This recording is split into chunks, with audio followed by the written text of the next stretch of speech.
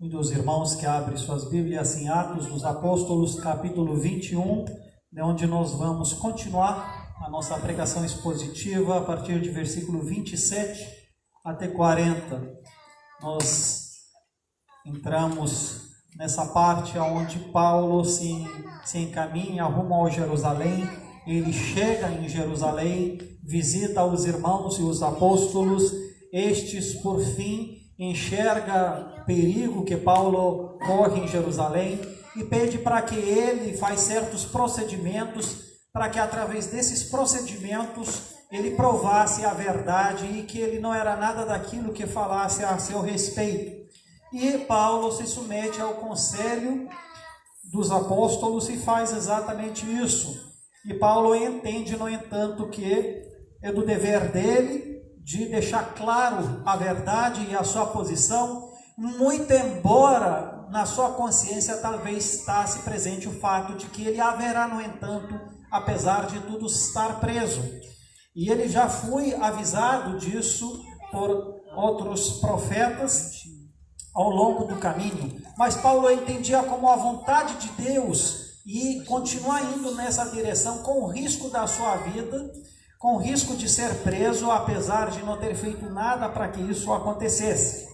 E Paulo, ele faz a sua apologia à verdade de maneira tranquila e ainda assim, de versículo 27, nós vemos qual foi, no entanto, a reação dos israelitas ao saber da sua presença em Israel. E vale lembrar um ponto importante que nós destacamos no domingo anterior, de que mesmo apesar de vislumbrar que as pessoas não acreditarão na nossa palavra ou na nossa pregação, no entanto, cabe-nos a nos posicionar e dizer aquilo que nós acreditamos e façamos.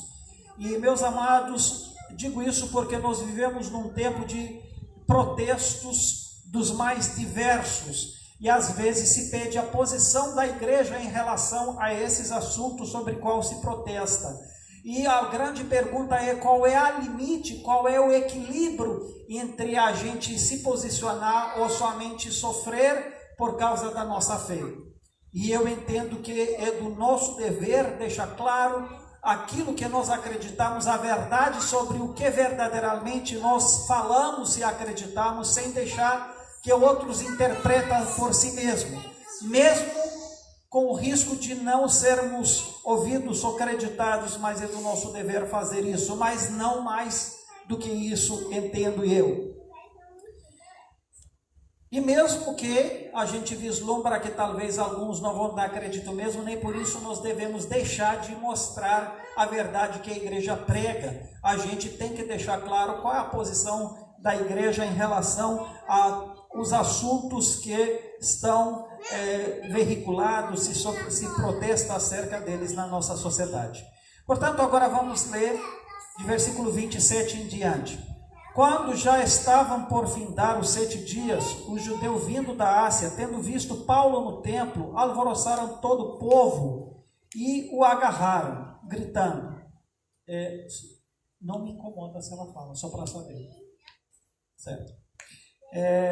Israelitas, socorro! Este é o homem que por toda parte ensina todos a serem contra o povo, contra a lei e contra este lugar. Ainda mais introduziu até gregos no templo e profanou este recinto sagrado, pois antes tinha visto Trofimo, o efésio, em sua companhia na cidade, e julgavam que Paulo o introduziria no templo. Agitou-se toda a cidade, havendo concorrência do povo, e agarrando a Paulo, arrastaram-no para fora do templo, e imediatamente foram fechadas as portas. Procurando eles matá-lo, chegou ao conhecimento do comandante da força que toda Jerusalém estava amotinada. Então este, levando logo soldados e centuriões, correu para o meio do povo. A verem chegar o comandante e os soldados, cessaram a espancar Paulo. Aproximando-se o comandante, apoderou-se de Paulo e ordenou que fosse acorrentado com 2 cadeias, perguntando quem era e o que havia feito. Na multidão, uns gritaram de um modo, outros de outros: Não podendo ele, porém, saber a verdade por causa do tumulto, ordenou que Paulo fosse recolhido à fortaleza. Ao chegar às escadas, foi preciso que os soldados o carregassem por causa da violência da multidão, pois a massa do povo o seguia gritando: mata-o! E quando Paulo ia sendo recolhido à fortaleza, disse ao comandante: é-me permitido dizer alguma coisa? Respondeu ele: sabes o grego? Não és tu porventura o egípcio que há tempos sublevou e conduziu ao deserto 4.000 sicários? Respondeu-lhe Paulo: eu sou judeu natural de Tarso, cidade não insignificante da Cilícia, e rogo-te que me permita falar ao povo. Obtida a permissão, Paulo, em pé na escada, fez a mão sinal ao povo. Fez grande silêncio e ele falou em língua hebraica, dizendo... E nós não vamos entrar no discurso que Paulo fez, isso fica para outra hora, se Deus assim permitir. Mas o que nós percebemos é que, como era um tempo de celebração, como de costume, judeus da diáspora, ou em outras palavras, judeus que estavam estabelecidos em outros lugares do império, eles voltaram a Jerusalém para celebrar, e esses judeus vindos da Ásia, exatamente de onde Paulo estava vindo também, por onde ele passou os últimos anos pregando o evangelho e estabeleceu igrejas, lembrando que só em Éfeso ele ficou 3 anos seguidos, e ensinou diariamente na escola que ele tinha alugado. Então Paulo era conhecido por vários judeus que tinham suas sinagogas ao longo do império. Lembrando também que Paulo, do costume, aonde ele passava, procurava primeiro uma sinagoga, e lá ele falava e tentava convencer os judeus sobre a verdade de Cristo como sendo o Messias esperado pelo povo judeu. E alguns creram e alguns não. Mas a gente sabe que nesse percurso, Paulo várias vezes teve problemas com judeus que não acreditaram. A parte dos judeus que, quando não acreditaram, eles não somente não acreditaram, se tornaram inimigos do apóstolo Paulo e tentaram criar tumulto, tanto nas cidades que se encontraram, ou quando eles souberam que Paulo estava em algum lugar, às vezes eles peregrinaram até aquele lugar só para criar agitação e de alguma forma prejudicar esse ministério e também o apóstolo Paulo. Então ele tinha, Paulo não era uma figura desconhecida no meio judaico. Então digamos que na diáspora Paulo era conhecido e a sua pregação também era conhecida.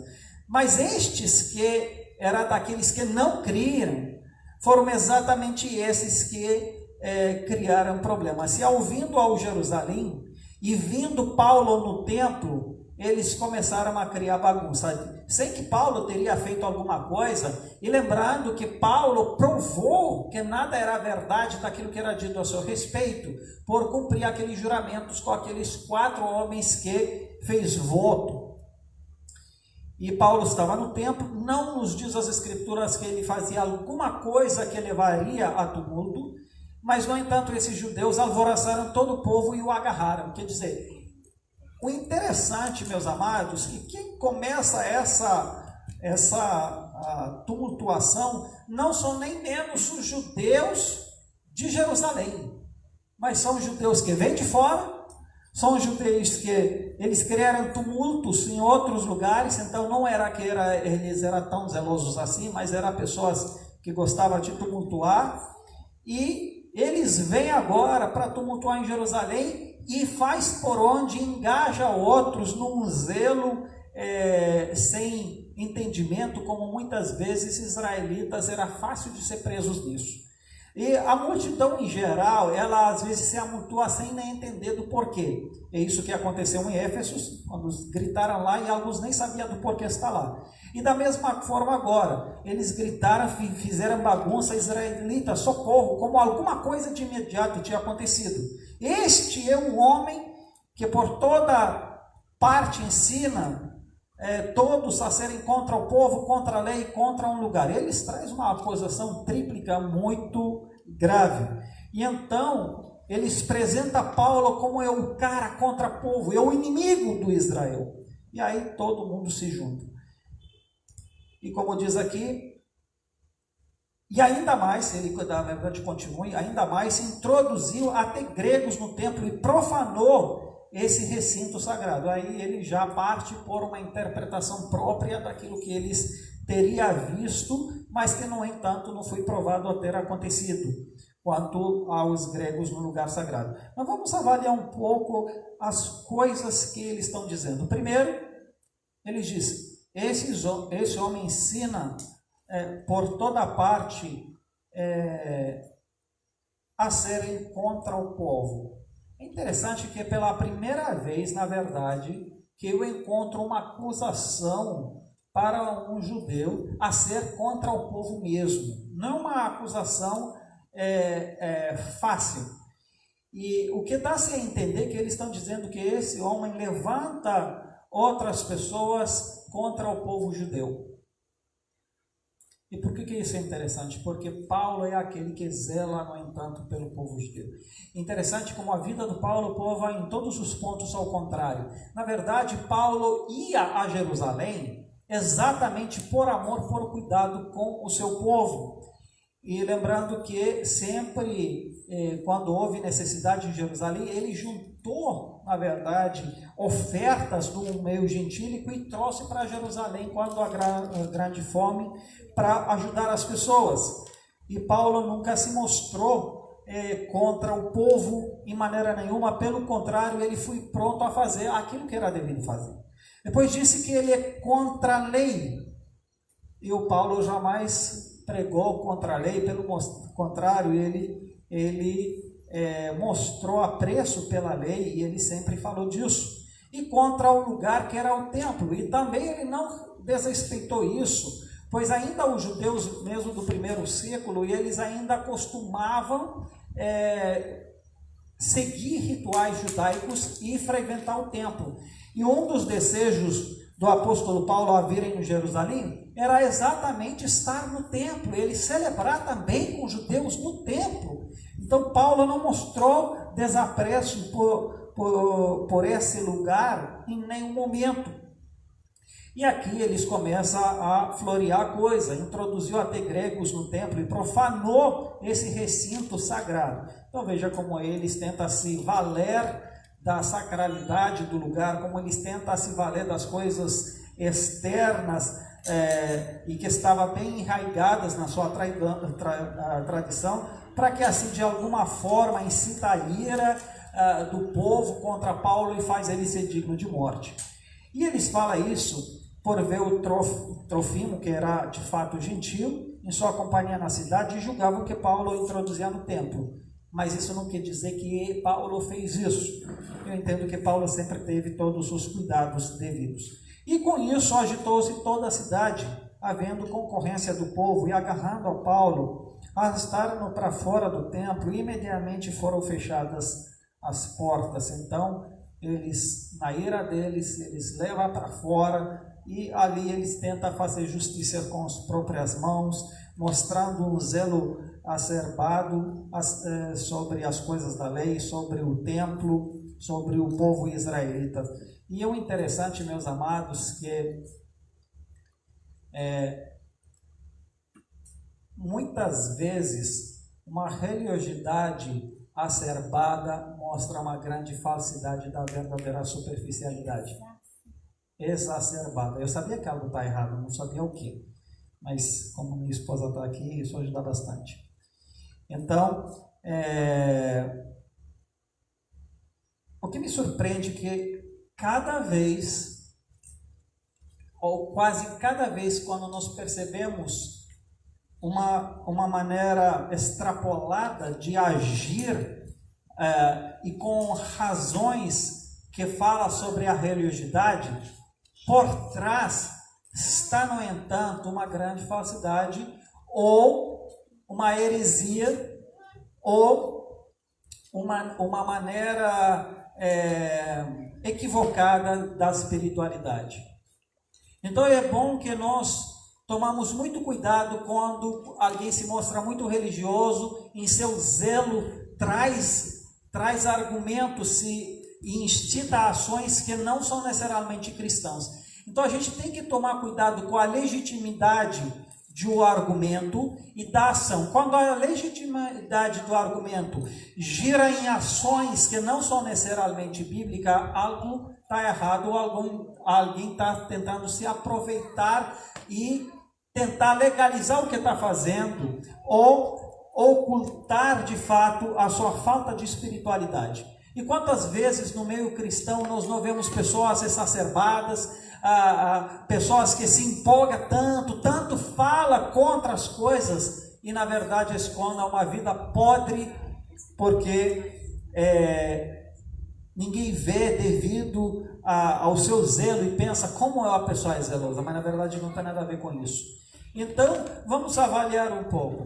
Quando Cristo foi entregue ao Pilatos, o que eles fez? Foi em nome da religião, e eles dizem que ele blasfemou, e coisas nenhuma que ele fez dessa natureza, e parecia que eles, como estavam defensores da verdade, do Deus e do povo, mas na verdade escondia toda a falta de arrependimento e decepcionamento de Deus. E lembrando mais ainda, que quando fui com Jesus, eles provaram a sua falta de moral, impedir a libertação de Barrabás, que ele era um criminoso. E aí se vê que de fato eles não tinham muito a ver com a lei, porque a lei disse que aquele que matava deveria pagar com a morte. Jesus, porém, não matou ninguém, mas ele pedia para ser morto. Então eles não tinham nem pelo menos a base legal da própria lei. E quando nós vamos mais para frente, nós vamos perceber que essas pessoas altamente religiosas e zelosas, elas não têm fundamento na ação. Vamos ir mais adiante. Quando o Stefano ele foi apedrejado, aconteceu a mesma coisa. Eles não pôde estar diante dos seus argumentos, e eles o apedrejaram sem que a lei lhe permitia que fizesse isso. E Paulo estava lá, e ele em seu testemunho fala como em seu zelo, como é essa palavra? Acerbado? Não. Exacerbado. Hoje eu vou aprender essa palavra. Não é como no Kindle você aperta e aparece. Aí eu não. Aí eu tenho minha esposa que eu falo errado e ela sente. Então, exacerbado. Pior é que eu sei essa palavra, mas eu sempre esqueço.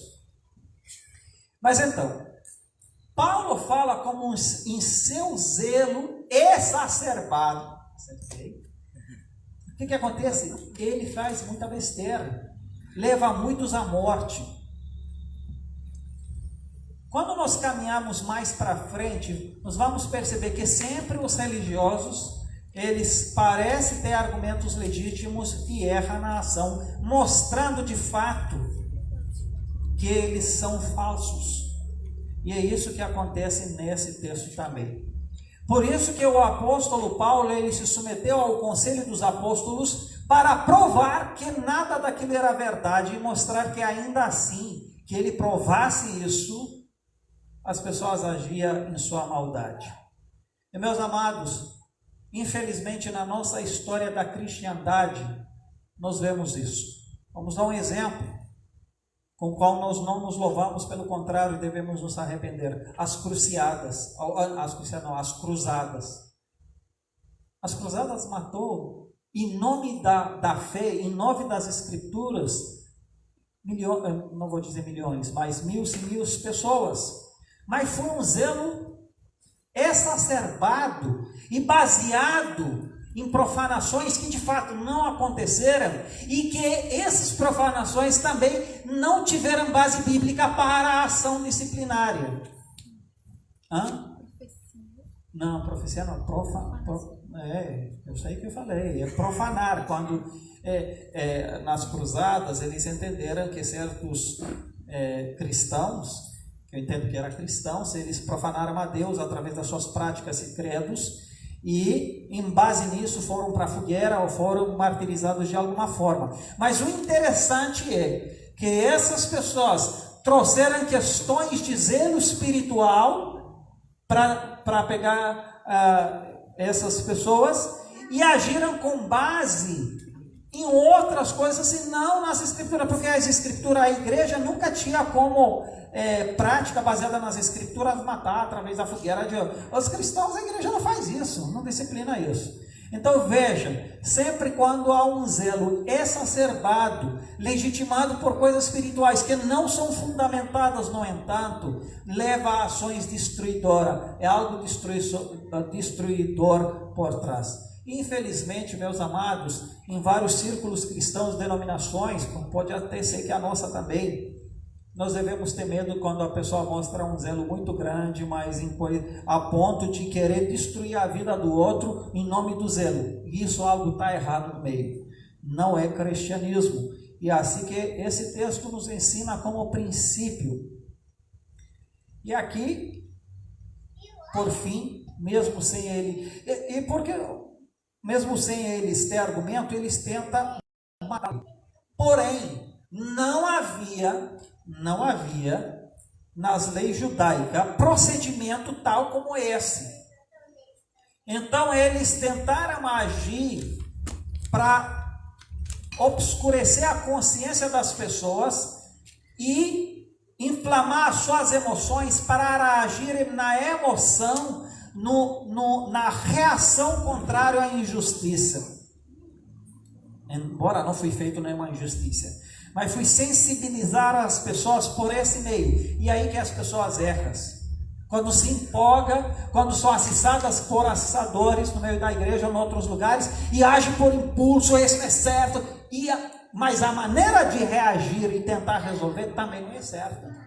Porque o que eles procuram fazer aqui, as emoções deles foram agitadas. Aqui diz, agitou-se toda a cidade, havendo concorrência do povo. Então veja, houve a agitação. Primeiro, as pessoas espirituais não trabalham para resolver as coisas na agitação, não agitam. Sabe por quê? A Bíblia diz que em tranquilidade e silêncio será a vossa salvação. No meio dos muitos conselhos há sabedoria. Então a Bíblia deixa claro que o verdadeiro cristianismo e espiritualidade se manifesta na tranquilidade, no conselho, na maneira tranquila e debaixo da reflexão das escrituras se faz as coisas. Mas na agitação, por que na agitação? Você já pensou por que essas manifestações se faz sempre uso da agitação? Já pensou por quê? Primeiro, porque na agitação você não precisa mais convencer as pessoas de fazerem um certo ou errado, porque elas são agitadas, elas não pensam mais. Você anula o poder do raciocínio e elas estão a seu serviço. Então os bons agitadores, por isso que nesses protestos, muitos são pacíficos, mas por que tem muita desgraça? Porque tem agitadores que sabem manipular as massas. E quando se cria agitação, primeiro você manipula e conduz os outros, porque eles perdem o raciocínio. Segundo, eles agem na emoção, no calor da emoção, na primeira reação contra a injustiça, porque nós temos um senso de justiça colocado de Deus em nós. E portanto, quando a injustiça acontece, nosso senso é de reagir, de tentar fazer justiça. É tanto que Deus nos diz para não nos vingar sozinho, pois a vingança pertence a Deus. Por que será que está dizendo isso? Porque quando uma injustiça é feita, a primeira reação nossa é de criar justiça, é de voltar. Só que na nossa ação de fazer justiça, nós ultrapassamos sempre os limites. O nosso grande problema não é fazer justiça, nós não temos os limites. As nossas emoções passam adiante. Nós não temos o controle disso. E isso teve a ver com o que Deus disse no Gênesis. Não come desse fruto porque vocês conhecerão o bem e o mal. O problema não era conhecer em si, mas ao conhecer as pessoas não tinham a capacidade de se lidar com isso adequadamente. E o fato é que nós nunca nos lidamos correto com essas coisas. Então, a agitação, ela leva as nossas emoções para agir. E muitas vezes as pessoas vão lá querendo fazer justiça, só que aí ele já não age mais baseado em nenhum princípio, porque age pela agitação. Anula o raciocínio E outra coisa, quando se cria agitação, você oculta os fatos. Você começa a ocultar as coisas, as pessoas não percebem seu interesse naquilo. E um exemplo disso é o que acontece em Éfeso. O que acontece em Éfeso? O Dimitri, que ele viu que teria percas financeiras no seu negócio se as pessoas iriam se converter, e ele vai e convence outros da mesma profissão, dizendo a eles do perigo que correm. O que eles fazem? Ele junta toda a cidade do Éfeso, começa a falar que Paulo fala contra Diana, contra o templo, coisas que ele não falava, no entanto, e começa aquela bagunça toda que por 2 horas eles gritaram: grande é a Diana dos Efésios. E chega um homem sábio lá no meio e diz: olha, nós na verdade nós não temos nenhum argumento para essa reunião aqui não. E olha como ele mostra a ilegalidade do fato. Ele diz: se Dimitri, porque aí que foi um homem sábio, ele percebeu que tudo isso tem a ver com um homem, teve a ver com um cara que ele foi indignado quanto ao lucro dele. E ele é destacado no meio de todo mundo. Vocês aqui nem sabem por que estão presentes. E tanto é que diz, muitos que estão aqui não sabem nem por que estão aqui. Grita, mas não sabem por que está. Na verdade, é um homem que tinha um interesse, Dimitri. E ele diz, esse homem Dimitri e seus, se fizerem, eles sabem que tem procônsul e que tem datas e que tem maneiras. Se eles têm alguma coisa contra o Paulo, que vá lá e fale. E vai ter que julgar. Mas essa maneira está errada. E aí parou tudo. Então, qual é meu argumento nisso tudo? Que na agitação existe às vezes uma pessoa ou duas que conseguiu fazer outros nem saber porque estão brigando. E isso oculta coisas mesquinas das pessoas. Então, é isso que acontece. Porque você veja, eles fecharam as portas, eles não tinham autoridade de fechar as portas. Em Jerusalém tinha pessoas específicas para fazer isso, pessoas do templo, e eles não eram pessoas de templo. Jogaram para fora imediatamente e procuraram eles matá-lo. Não havia nenhuma legislação que dizia que Paulo poderia morrer naquele momento, não por eles e não daquela forma. Primeiro, esses três argumentos ou penalidades que eles o acusaram deveriam ter sido provadas. Nenhuma dessas tinha acontecido em Israel, em Jerusalém. Todas elas tinham acontecido, supostamente, fora de Israel, e precisava ser provada. Essas acusações foram trazidas por pessoas de fora, não de dentro. Então não haveria legalidade em nada que aquilo aconteceu. E então eles procuraram matá-lo e assim se livrar, porque eles eram contra o caminho. O problema deles era a pregação do evangelho. Não era nem povo, não era nem a lei e não era nem aquele lugar. E aí nisso, chegou ao conhecimento do comandante da força que toda Jerusalém estava amotinada. A Jerusalém ainda estava sob a ocupação romana, e veja como Deus usa ímpios para resolver problemas dos judeus, que de certa forma isso era uma vergonha. E veja como os judeus tentavam sempre fazer as coisas por meio dos ímpios. O interessante, meus amados, é que eles acusam Paulo de falar contra o templo, eles acusam Jesus de falar contra o templo, mas eles fazem as coisas por meio dos romanos. Eles acusam do envolvimento com os gentios, no entanto, o que eles fazem é exatamente isso. Eles tentam sempre se valer daqueles que eles acusam para resolver as coisas. Eles levam Jesus onde? Para o Pilatos.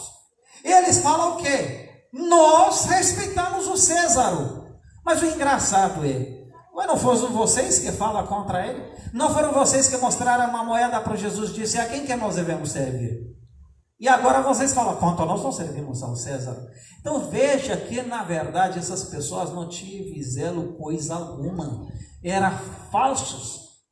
E hoje o maior perigo é das pessoas que levantam a voz, levantam tudo mais. Nós somos defensores do cristianismo, da reforma e de não sei o que. Na verdade é coisa alguma. É coisa alguma.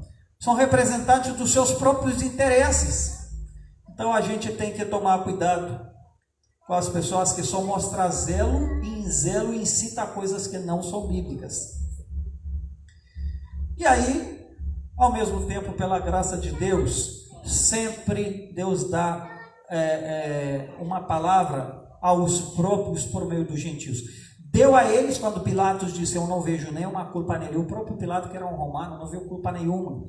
Dessa vez, os próprios, e como nós haveremos de ler toda essa situação com Paulo, mais tarde haverá de se ver que os próprios, as próprias autoridades romanas falaram: olha, poderia ser liberto esse homem. Ele não fez nada, mas já que ele pediu para ser julgado pelo César, então que vá para César. Mas isso é lá mais para frente. E então, chega o comandante, leva com ele os centuriões e chega no meio do povo. E a verem chegar o comandante e os soldados, cessaram de espancar Paulo. Primeiro, ele já começa a espancar a pessoa que já estava errada. Mas quando vê o comandante, ele se faz de pessoas calmas. E aí, o comandante se aproxima, se apodera do Paulo e ordena que ele acorrenta, claro, aquilo que supostamente fez alguma coisa, perguntando pelo quem era e o que havia feito. Veja que diferença de trato. O comandante não tinha nada a ver com a religião deles. Mas ele perguntou quem você e o que você fez. Ninguém antes tinha perguntado para o Paulo o que ele tinha feito. Outros dizem o que ele tinha feito e ele não foi dado a chance dele de ser ouvido, que fazia parte também das legislações judaicas. Mas um romano, no entanto, traz à tona o que eles deveriam ter feito. O que você fez, afinal das contas? Veja que até ele não pergunta aos judeus o que ele fez. Ele pergunta a Paulo. Você já se perguntou por quê? Você percebeu que Pilatos também fez a mesma coisa? Porque ele sabia da malandragem dos judeus, da falsidade deles. Ele sabia que não poderia confiar neles. Ele sabia que eram pessoas que bagunçavam mesmo. Ele sabia disso. E sabia que eles tentavam se valer das coisas, se davam uma de espirituais e de agir conforme a lei, com homens que respeitam o império. E respeitam o império que eles pediu a Barabas, que tentou matar soldados romanos. Não respeitava coisa nenhuma, mas ele sabia que eles eram malandros, como nós dizemos, e não confiava neles. E pergunta a Paulo: o que aconteceu com você? Porque os romanos, eles não acusavam alguém sem ter sido ouvido, sem tendo provas. E, em outras palavras, eu sei desses caras, então nós não vamos deixar matar alguém só porque eles querem. E o prende pergunta: mas como a multidão gritava, porque esse era o estilo deles, gritaram que ninguém entendia mais nada, obviamente que o comandante ele não conseguiu entender o que estava acontecendo. Então, a melhor maneira foi recolher ele para a fortaleza. Só que quando ele chegou, a multidão era tão furiosa que os soldados precisaram carregar para que ele não fosse arrastado de novo para fora. Então veja que a multidão de fato era movida por um espírito de violência, um espírito que não faria o Espírito de Deus. A gente percebe que mesmo as normas no Velho Testamento, quando alguém precisava ser apedrejado e tudo mais, nunca era feito nesse espírito de doideira, de ninguém entender mais nada, de violência. Era outro espírito. E meus amados, quando nós fazemos as coisas alvoroçados e assim, ninguém entende mais nada, não é o espírito cristão. E ele só queria que ele morra. Então, quando Paulo ia sendo recolhido à fortaleza, disse ao comandante: me permitiu dizer alguma coisa? E o comandante, sem saber quem ele era, não sabe grego, porque grego era a língua comum, como obviamente era uma multidão de várias línguas. E aí, ao mesmo tempo, o comandante quis saber se ele não é aquele cara que já levou outros 4.000 a peca no deserto. Ele disse, não, eu não tenho a ver com isso. Eu sou judeu, e Paulo se identifica como judeu, mostra de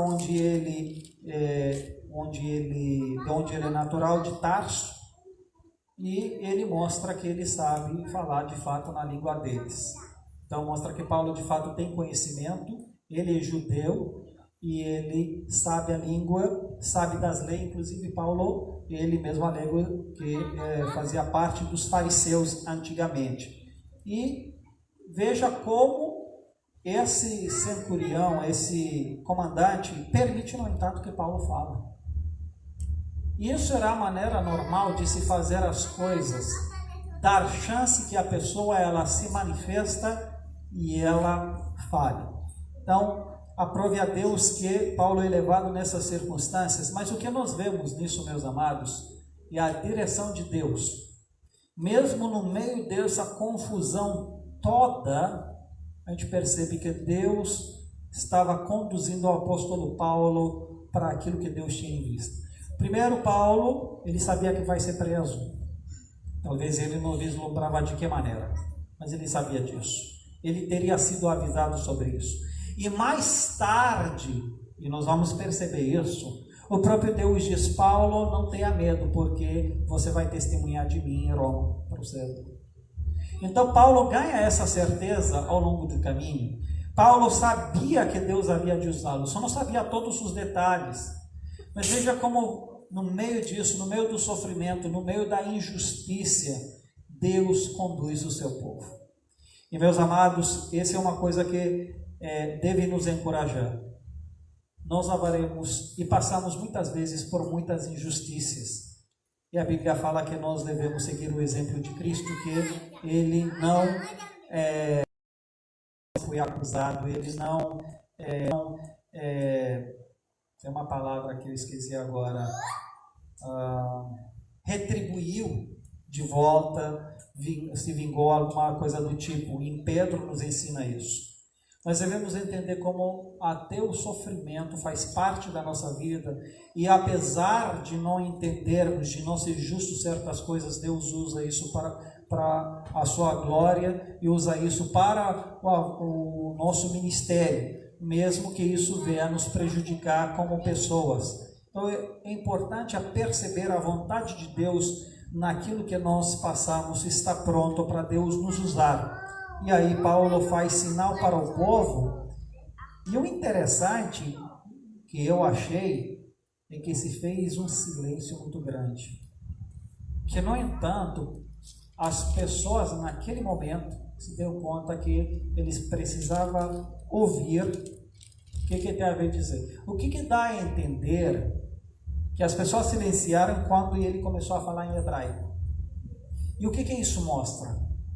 Que eles, na verdade, a multidão, não tinha nem certeza de quem Paulo era. Não sabia direito se ele é hebreu, se ele é grego, o que aconteceu. Mas ele, ao falar hebraico, porque dá-se a entender também que naquela época a língua comum que transitava no Jerusalém era grego. É tanto que o comandante pergunta isso. Aramaico, hebraico não era tão usado. E alguém fazer uso bem dessa palavra mostrava que é um judeu genuíno, e não somente isso, que é um homem culto. E ele a falar em hebraico, ele se cala. E aí eles queriam ouvir o que ele tem a dizer. Que mais uma vez prova que a multidão, em sua maioria, não sabia direito de que se tratava. Ela foi apenas incitada, mas ela não sabia quem Paulo era, e aí que caiu em si e quis ouvir.